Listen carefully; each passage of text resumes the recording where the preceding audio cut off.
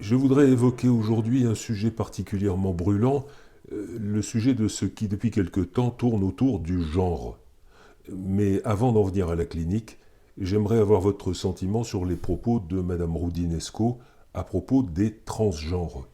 Bon, je suppose que l'émission de télévision que vous évoquez euh, est celle de Yann Barthès, au cours de laquelle Elisabeth Rodinesco a comparé l'augmentation exponentielle de ce que l'on appelle les transgenres à une épidémie. Hmm. Oui, c'est ça. Alors, euh, il y a deux choses. D'une part, les propos de Madame Rodinesco et d'autre part, les réactions. D'abord, les propos. Elisabeth Rodinesco est une femme qui a toujours eu un grand courage et qui n'hésite pas à entrer dans l'arène pour défendre ses valeurs et ses convictions. Et j'ai soigneusement lu et relu ce qu'elle a dit ce soir-là. Elle a dit il y a un peu une épidémie de transgenre. Or, qu'est-ce que c'est qu'une épidémie? Depuis 2 ans, l'actualité n'est quasiment faite que de Covid et on ne saurait pas ce qu'est une épidémie. Ah, s'il vous plaît. Hein. Bon, une épidémie, c'est quelque chose qui se répand. C'est quelque chose qui contamine. Or, le sujet de la transidentité, avant que l'on commence à l'évoquer largement, existait déjà d'une façon discrète et sans pour autant qu'une discrimination généralisée se manifeste envers les personnes qui changeaient d'identité, voire de sexe.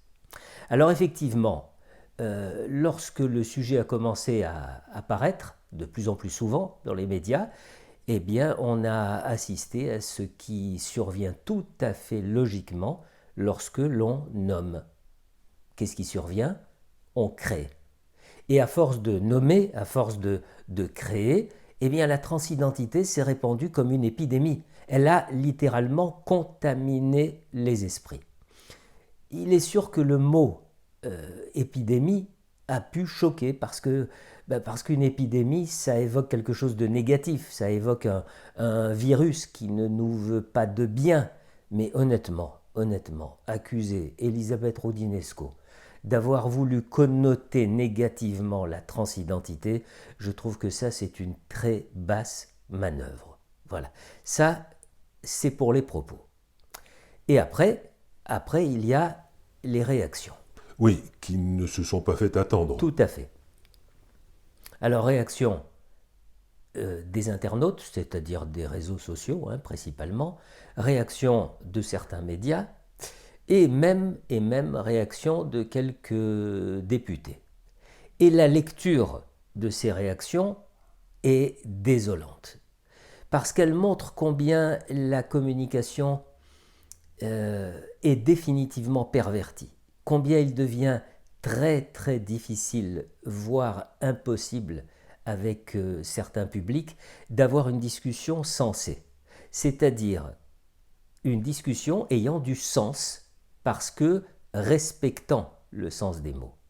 Vous savez, je me souviens parfaitement hein, que plusieurs médias ont évoqué dans leurs titres des propos transphobes, je cite, hein, ce qui est une méconnaissance crasse de la langue française, surtout de la part de journalistes, au même titre d'ailleurs que l'usage de homophobie, islamophobie et j'en passe. Bref, autant de détournements de la langue française qui, selon moi, ont pour but de manipuler les esprits en pervertissant le sens du mot.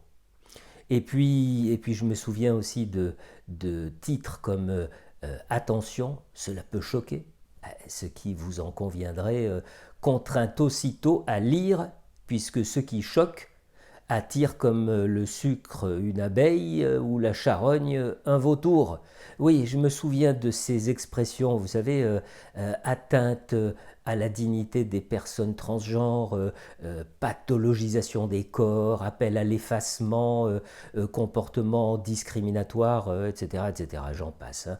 Bref, ce que je veux dire, c'est qu'au-delà d'une méconnaissance de la langue chez certains, il y a l'usage dont je n'hésite pas à dire qu'il est volontairement détourné à des fins de manipulation.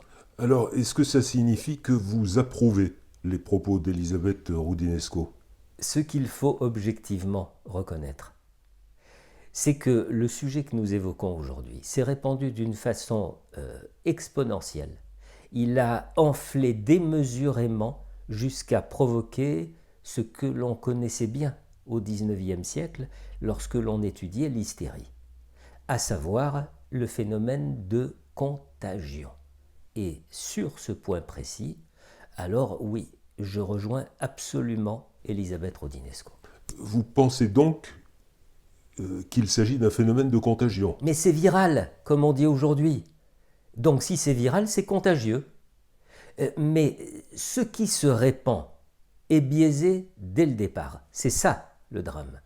Le sujet est brouillé parce que le sujet du genre, le sujet des transidentités, c'est un peu comme un millefeuille. Vous voyez, à la base, il y a un sujet réel, tout à fait réel, celui de personnes qui manifestent un mal-être quant à leur genre, qui se sentent mal dans leur corps, dans leur sexe, dans leur identité sexuelle. Bon, ce sujet est présent depuis très longtemps dans nos sociétés.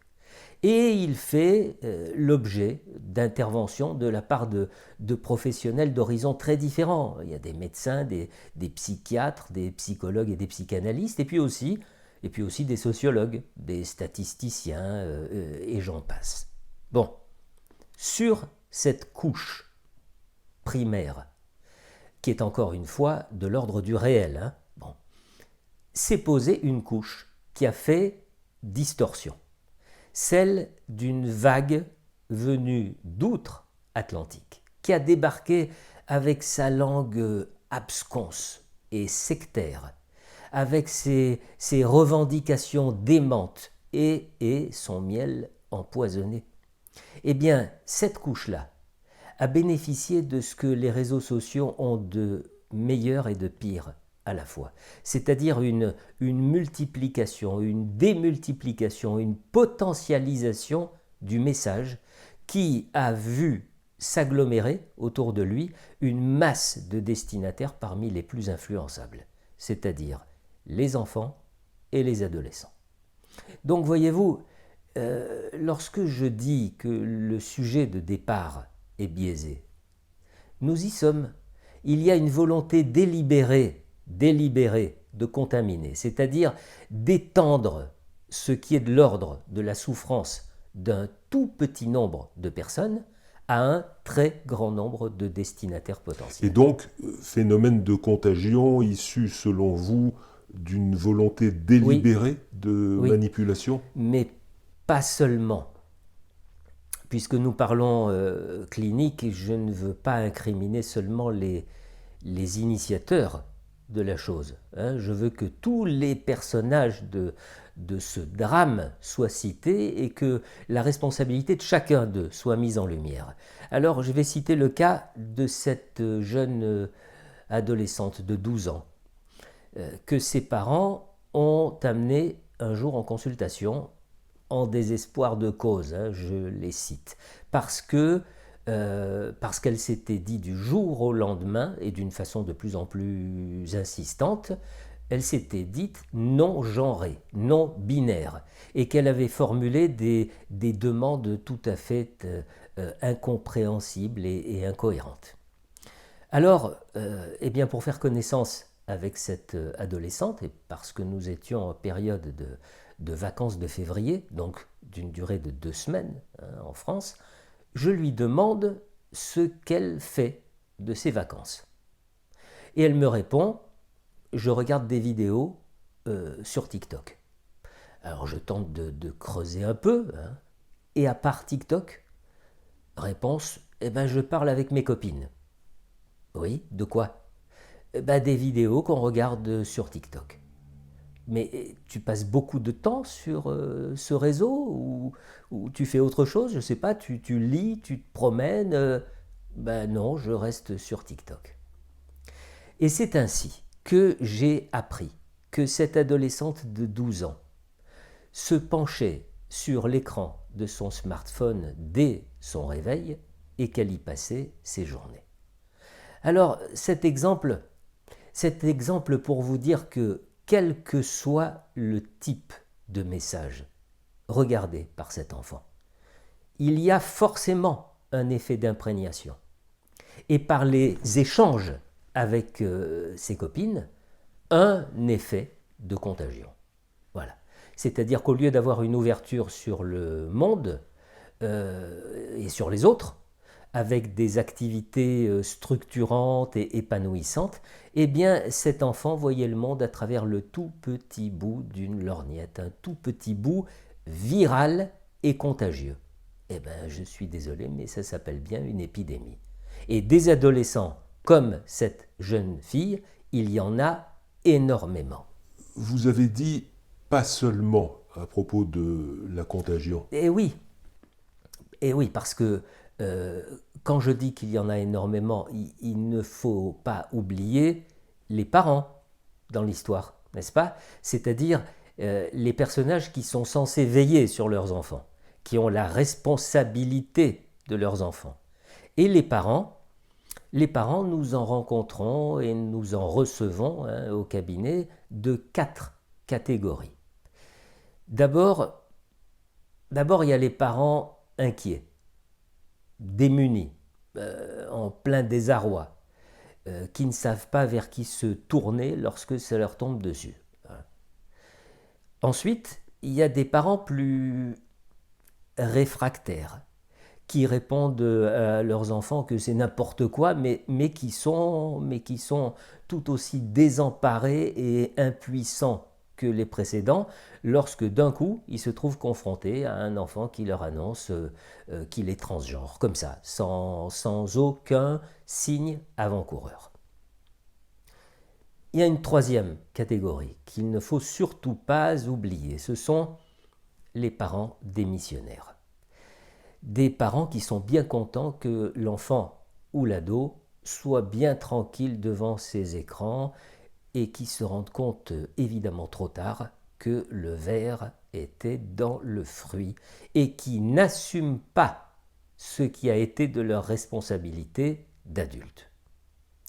Et enfin, il y a une quatrième catégorie. Ce sont les parents militants, les parents complices, pour ne pas dire pervers. Vous y allez fort, là. Oui, je sais que le mot est fort, mais n'ayons pas la mémoire trop courte, s'il vous plaît. Le mot fait écho à cette autre perversion, qui, dans les années 60 à 80, faisait dire que le respect des enfants passait par certaines libertés sexuelles qui, manifestement, servaient d'abord la jouissance des adultes avant celle très très douteuse des enfants. D'où, d'ailleurs, cette émergence brutale, 40 ans plus tard, des mouvements MeToo, Balance ton porc, etc., etc. Et si l'effet a eu des conséquences positives, parfois, c'est-à-dire dans le sens où il a libéré la parole de ces bâillons, il a aussi généré des effets collatéraux dus encore une fois au phénomène de contagion. À quoi pensez-vous lorsque vous parlez d'effets collatéraux ? Mais je pense à tellement de cas cliniques, je pense à tellement de victimes qui ont poussé la porte des cabinets de psy parce qu'ils étaient complètement perdus, littéralement intoxiqués par les mouvements de dénonciation, qui faisaient d'une motte de terre une montagne. Là, je suis en train de penser à cet homme d'une quarantaine d'années, rongé par une culpabilité soudainement apparue, et qui venait consulter parce que il s'était souvenu qu'à l'âge de 6 ans, il lui était arrivé plusieurs fois de jouer à touche-pipi avec sa sœur et ses petites cousines. Et lorsque cet homme a utilisé pour nommer ses actes les mots de viol et d'inceste, ne connaissant rien à cette période de la vie infantile où la curiosité sexuelle est naturellement à l'œuvre, mais est-ce qu'on se rend compte de l'envergure de la contamination ?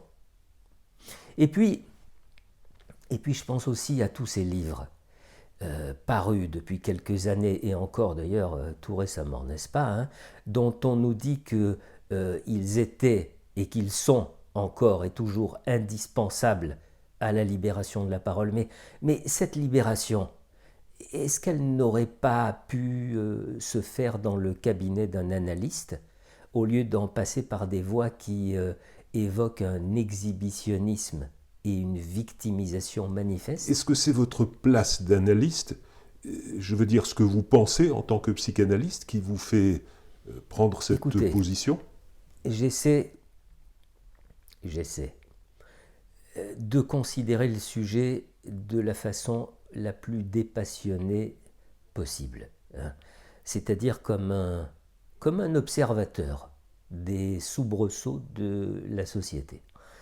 Un observateur qui recueille l'histoire ayant généré tel symptôme, que celui-ci touche un individu ou qu'il bouscule la société tout entière. Voilà. Et un observateur donc qui voit également les effets du symptôme en question, ses manifestations cliniques, ses conséquences à l'échelle du sujet, à l'échelle de la famille, ou là encore de la société entière. Seulement un psychanalyste, c'est aussi un citoyen. Et s'il s'interdit toute forme de jugement, c'est normal, il possède tout de même des éléments qui lui permettent d'avoir une vision plus large que celle de très nombreux autres acteurs sociaux. Et donc, ça signifie qu'il peut, à mon sens, exprimer des opinions qui sont simplement le fruit de ses observations auprès de ses patients. Je crois que si l'on fait le métier de psychanalyste en se laissant simplement porter, balader par les vagues de la société, sans que notre parole, parfois différente, soit entendue à titre d'alerte parfois, alors ça n'est pas la peine d'embrasser cette vocation. Je pense qu'il faut davantage d'hommes et de femmes comme Elisabeth Roudinesco dans le débat qui agite aujourd'hui la société. Et vous savez, avec le recul, il n'y en a pas eu beaucoup pour les mouvements MeToo et autres à l'époque. Ceux qui ont osé s'exprimer se sont littéralement retrouvés collés au mur des pelotons d'exécution. Qu'est-ce qui génère, selon vous, ces mouvements? Mais qu'est-ce qui génère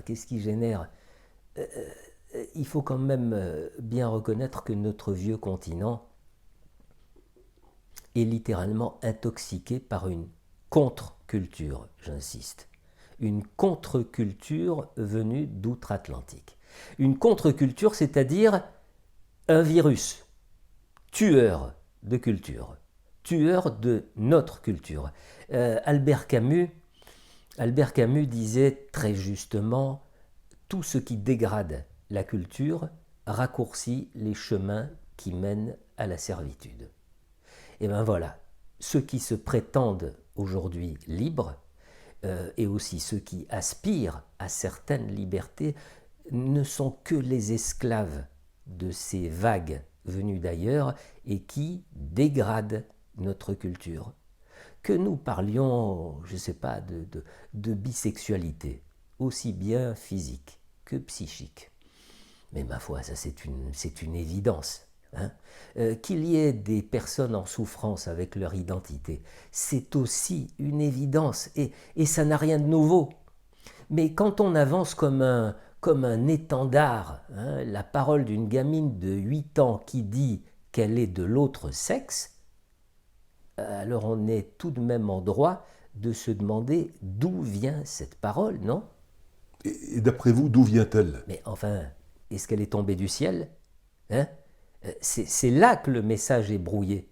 Parce qu'il y a une infime minorité d'enfants en souffrance quant à la question du genre. La très grande majorité se trouve sous l'effet d'une intoxication réseautique. Voilà, si je peux l'appeler comme ça. Vous savez, quand des adultes, des adolescents, des parents viennent poser devant nous la question de la transidentité, il y a tout de même au moins 2 façons d'entendre et de travailler le sujet. Parce que, à l'évidence, il y a une façon bien différente de le travailler si l'on a affaire à un jeune adulte ou à un enfant. Mettre les deux paroles sur un pied d'égalité n'a aucun sens. Il y a là une dérive, parfois de parents complètement démunis, et plus souvent de leaders d'opinion qui sont imprégnés d'une culture qui vient pervertir la notion de sujet. Que voulez-vous dire par pervertir la notion de sujet? Écoutez, l'enfant est un sujet, ça c'est un fait. L'adolescent est un sujet, c'est tout aussi évident, mais ce sont des sujets en formation, n'est-ce pas? Des sujets en transformation, en évolution, en construction, des sujets en maturation. Alors que leurs besoins soient respectés, mais ça, qui peut s'élever contre ça? Mais que les adultes qui ont la charge de ces enfants ne réalisent pas l'impact que peuvent avoir sur eux les réseaux sociaux et la contre-culture qu'ils véhiculent, ça c'est de l'irresponsabilité. Si je fais le parallèle avec la thérapie, il y a nécessairement asymétrie entre le thérapeute et le patient, entre l'analyste et l'analysant. Eh bien, de la même façon, il y a forcément une asymétrie naturelle entre le parent et l'enfant. Si cette asymétrie est niée, comme c'est très souvent le cas, eh bien alors la notion d'enfant en tant que sujet est pervertie. Voilà. Vous comprenez, l'ouverture d'esprit a bon dos, ça devient très vite de la complaisance. Et comme je le disais il y a un instant, les années 60-70 nous ont hélas montré que la complaisance aboutit souvent à une exploitation de l'enfant, qu'elle soit sexuelle ou autre. Donc aujourd'hui, une exploitation de l'enfant transgenre? Non, pas de l'enfant transgenre, non. De l'enfant qui s'interroge sur son genre. C'est très différent. C'est pas du tout la même chose. Quand un enfant souffre à cause d'une interrogation sur son genre et quand les parents emmènent l'enfant chez un psy, quel est notre rôle? Nous l'écoutons. Voilà, c'est tout. Nous écoutons. Et que se passe-t-il alors? Eh bien, derrière la souffrance apparaissent petit à petit les raisons de la souffrance, la façon dont celle-ci se manifeste, des détails sur le questionnement de l'enfant et surtout, l'origine, la source de l'histoire, la source de la souffrance. Et ne me faites pas dire ce que je ne dis pas. Il y a, comme il y a toujours eu, des enfants souffrant de se sentir mal dans leur genre, dans leur corps, dans leur sexe. Oui, mais de là à en découvrir dans tous les coins et les recoins des réseaux sociaux, s'il vous plaît. Que les psys qui écoutent les enfants, amenés par leurs parents, aillent au bout de l'écoute et qu'ils témoignent. Combien de fois en arrivons-nous à entendre qu'il s'agit de mimétisme, qu'il s'agit d'identification à tel ou tel copain ou copine? Combien de fois l'histoire trouve-t-elle sa racine sur TikTok, Instagram, Snapchat et j'en passe? Mais ça, qui veut l'entendre? Combien de parents suffisamment adultes sont en mesure d'entendre que l'enfant n'a pas à s'autodéterminer et surtout pas en se fondant sur des terrains meubles? Cette augmentation folle du nombre de demandes de changement de nom chez les enfants et de changement de sexe chez les adolescents, ça met en lumière une très grave dérive. Vous savez, tout ce qui tourne autour des plaintes et des demandes relatives à la transidentité, c'est un porte-manteau. Voilà, c'est-à-dire c'est un camouflage d'une autre plainte, d'une autre interrogation qu'il est légitime, qu'il est indispensable de mettre en lumière pour aider l'enfant ou l'adolescent. Mais quand un enfant dit qu'il n'est pas né dans le bon corps, il faut l'écouter tout de même. Vous l'avez dit, il faut l'écouter. L'écouter, c'est tout. Mais l'écouter, ça ne signifie pas abonder dans son sens. Ça ne signifie pas confirmer son dire à tout prix, parce que sa parole doit être considérée comme parole d'évangile. Encore une fois, l'enfant, c'est un être malléable, immensément perméable, très suggestible, tellement facilement modulable en fonction de son environnement, qu'un adulte prenne la décision de subir une ablation des seins ou des testicules, qu'il subisse maintes interventions chirurgicales, qu'il se soumette à de longs traitements hormonaux, c'est son choix d'adulte. Mais de là à considérer que l'enfant a droit au même choix, c'est de l'aveuglement. Que pensez-vous alors des consignes ou des directives d'inclusion émises par certains gouvernements? Elles me paraissent complètement outrancières. Complètement. Il y a 4 ou 5 mois, c'est l'Écosse qui a pris les devants. Et il y a un peu plus d'un mois, quelque chose comme ça, je découvrais une lettre demandant aux écoles de prévoir des normes d'inclusion LGBT. Bon, ça signifie que l'on reconnaît le droit à un enfant qui entre en primaire, s'il vous plaît, de changer de nom ou de sexe, allez, de genre, sans même que les parents donnent leur consentement. Mais c'est de la pure folie. D'abord, c'est effacer le rôle, la place, la responsabilité parentale. Et ensuite, c'est laisser entendre que l'enfant a suffisamment de droits pour décider sans en parler à ses parents. Et j'ajoute une chose, qui plus est, et là est la perversion. Faire croire à un enfant qu'une fille peut devenir garçon et inversement parce que c'est son choix, ça, c'est le suicide d'une société. Est-ce que vous faites porter toute la responsabilité de la chose aux réseaux sociaux? Pas toutes. Non, pas toutes. C'est l'usage qui en est fait. C'est la façon dont les réseaux sont utilisés sans contrôle des parents d'une part, et la façon dont les réseaux transmettent de plus en plus rapidement des croyances que les enfants s'accaparent. D'où, c'est normal, une inflation de demandes de changement de sexe, notamment chez les adolescents. Et que ces demandes de transition aboutissent à des réponses médicales sans que l'adolescent ait eu la possibilité d'élaborer, de travailler autour de cette demande, ça c'est tout simplement dramatique. Alors, lorsqu'un enfant ou un adolescent expose une demande de changement de nom ou de sexe, c'est souvent, dit-il, parce qu'il ressent profondément ce besoin. Mais encore une fois, dans un nombre de cas minimes, on ne peut pas effacer le réel biologique. Il existe, qu'on le veuille ou non, qu'on se le cache ou non, une différence sexuelle entre les hommes et les femmes. Bon. Et on ne peut effacer cela au nom de singularités qui pourtant sont tellement chères à la psychanalyse.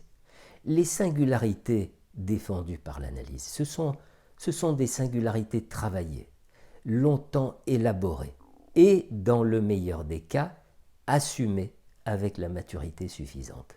Ce ne sont pas des singularités avancées sous le prétexte de ressenti et un point c'est tout. Non, ça c'est de l'idéologie. C'est un mensonge transmis à l'enfant qui le prend comme une vérité. La vérité, c'est que pendant toute la période de transformation du sujet, l'enfance et l'adolescence, eh bien, il y a des fluctuations. Il y a une recherche d'identité, des sujets en mal d'identité qui cherchent des solutions à ce mal-être. Et l'idéologie, d'un coup, leur apporte une solution clé en main. Alors, ça provoque une rupture dans le processus de maturation. Ça empêche l'adolescent de vivre les fluctuations inhérentes à cette période qui le conduira du doute à la stabilité, quelle qu'elle soit, je le précise. Ce qui se passe sur les réseaux, certains l'attribuent à une volonté délibérée. Est-ce que vous partagez cette affirmation?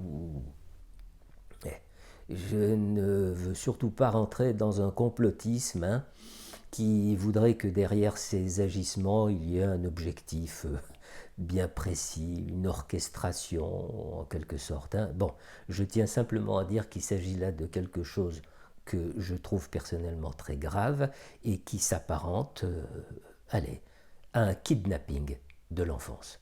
Voilà. Le droit à l'autodétermination de l'enfant, ça n'est pas un progrès, c'est une perversion.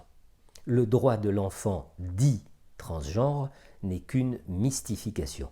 C'est un embrigadement, c'est une idéologie, encore une fois, complètement démente. Ce qui est prôné, c'est qu'au nom d'un soi-disant bien-être, au nom d'une liberté toute puissante, l'enfant pourrait se débarrasser de ses parents et faire le choix d'une autre identité, d'une identité genrée. Et par la même occasion, d'une autonomie avant l'heure, faisant de lui, mais ça personne ne le souligne, faisant de lui un sujet pas fini, un sujet bloqué à une étape de sa construction, une espèce de chantier pas terminé, ouvert à tous les vents et soumis aux agressions des intempéries. Voilà. En fait, il ne faut pas hésiter à dire que l'enfant est l'objet d'une véritable emprise dont on voit déjà les conséquences, une espèce d'égarement mental, un rejet de sa famille si celle-ci n'adhère pas à son désir, une violence, une haine à l'égard de tous ceux qui ne pensent pas comme lui.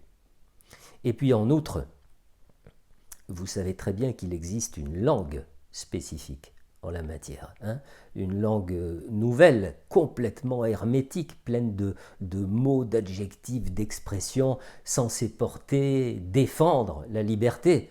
Mais voyez comme cette déferlante du wokisme est ce qu'elle s'efforce d'imposer. Vous savez, dans l'intimité de mon cabinet, mon travail, c'est chaque jour, pour chaque patient, un travail d'aide à l'éclairage. Point. Eh bien, pour ces enfants et pour ces adolescents amenés par leurs parents, ça n'est plus seulement un travail d'aide à l'éclairage. C'est un véritable travail de désintoxication, un travail de réveil ou d'éveil à l'esprit critique. C'est, à mon sens, le même travail que celui qui consiste à aider un sujet à se défaire d'une addiction, d'un poison toxique, d'une emprise sectaire. C'est le même travail qui consiste à passer de l'hallucination au réel et de la dépendance à l'autonomie. Donc, si je résume votre pensée, le phénomène auquel nous assistons est une forme d'activisme qui provoque cette multiplication des candidats à la transition, c'est ça ? Absolument. Absolument. Et ce qui est encore plus dramatique, c'est lorsque des sociologues vous disent « mais c'est pas grave, les hormones, c'est réversible, on peut expérimenter un corps et une identité sans que ce soit figé pour la vie ». Mais c'est complètement démentiel. C'est comme lorsque vous achetez un vêtement, quoi. Le garçon laisserait son pantalon en gage et il achèterait une jupe et on lui dirait pas de souci, si d'ici quelque temps vous regrettez votre achat, revenez, on vous reprend la jupe et on vous rend le pantalon.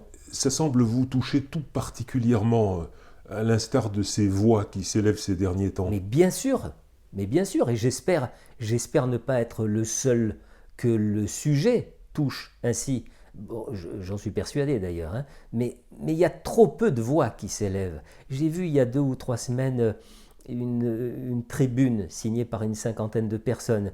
J'ai lu aussi que des profs commencent à se rebiffer en Angleterre. Mais face à ce véritable tsunami activiste, il faut répondre systématiquement aux arguments aberrants.